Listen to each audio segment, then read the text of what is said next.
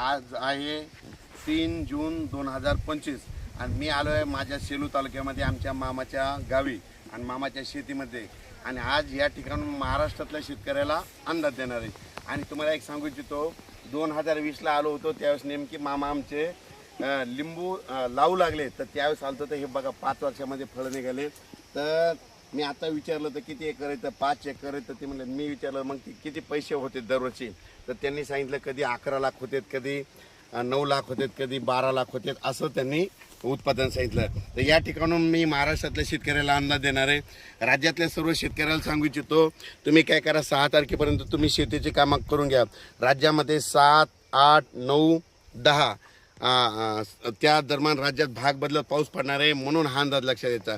पण राज्यातल्या सर्व शेतकऱ्याला सांगू इच्छितो की परत काय करा, ही 7, 8, 9चा पाऊस पडल्याच्या नंतर 11, 12 आणि 13 3 दिवस उघड राहणार आहे. पण राज्यामध्ये मात्र 13 जूनपासून ते 17 जून मुसळधार पाऊस पडणार आहे. ठिकठिकाणी अतिवृष्टी देखील होईल, काही ठिकाणी पूर देखील परिस्थिती राहणार आहे, म्हणून हा अंदाज लक्षात यायचा. म्हणजे 13 जून ते 17 जूनच्या दरम्यान राज्यात दररोज वेगवेगळ्या भागात मुसळधार पाऊस पडणार आहे, म्हणून ही अंदाज लक्षात यायचा.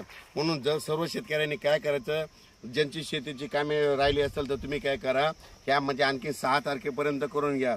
ज्यांच्या जमिनीमध्ये ओला असेल तर तुम्ही पेरणीचा निर्णय स्वतः घेऊ शकता. आणि खास करून या ठिकाणी आल्याच्या नंतर म्हणलं, या ठिकाणी तुम्हाला एक सांगू इच्छितो की 2019-20ला ही बाग लावली होती. आणि या ठिकाणी आता म्हणजे या 25ला आल्याच्या नंतर पाहू शकता एवढ्याले लिंबुनीचे झाड आहे. आणि या ठिकाणून खास करून अंदाज दिलेला आहे. राज्यातल्या सर्व शेतकऱ्याला सांगू इच्छितो की राज्यातल्या सर्व शेतकऱ्याला सांगू इच्छितो, मी म्हटलं होतं ना 31 पासून ते 6 जूनपर्यंत असं वारं सुटणार आहे.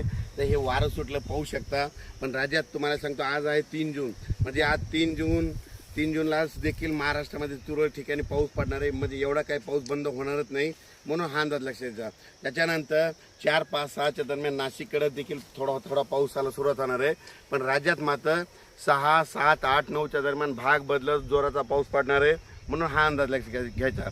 पण राज्यात मात्र 13 तारखेपासून ते 18 जूनपर्यंत राज्यात जोराचा पाऊस पडणार आहे, म्हणून हा अंदाज लक्षात घ्यायचा.